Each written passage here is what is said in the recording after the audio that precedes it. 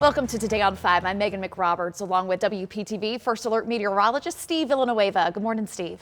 Well, good morning, Megan. Here is the latest on Hurricane Elsa. Elsa is a Category 1 hurricane, barely a Category 1 with winds of 75 miles an hour.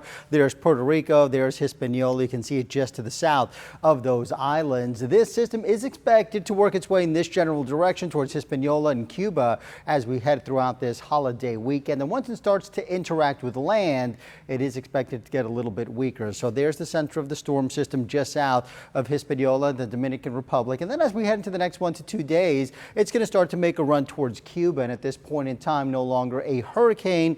With the interaction of land across Cuba, it is expected to weaken down to a tropical storm. This is Monday morning, 2 a.m., winds of 65 miles an hour. And now as we head into Tuesday, that's when the storm system is starting to work its way across the Keys and into the Gulf of Mexico. At this point in time, we will certainly be feeling some of the winds and maybe getting some of the rain out of this storm system. The center of the storm is expected to stay in the Gulf of Mexico and then eventually work its way up towards the Tampa Bay area as we head into Wednesday. And then after that, it'll start to dissipate as it works its way across Jacksonville and up towards the Carolinas by Thursday morning, winds of 40 miles an hour. Computer models are in very good agreement. You can see them clustering right there into Cuba and then eventually working their way up towards the north. Now, some models do bring the center of the storm into the peninsula, but the two major global models, both the American and the European model, keep the storm system basically following this track right here, this red line, and then eventually the center of the storm will work its way up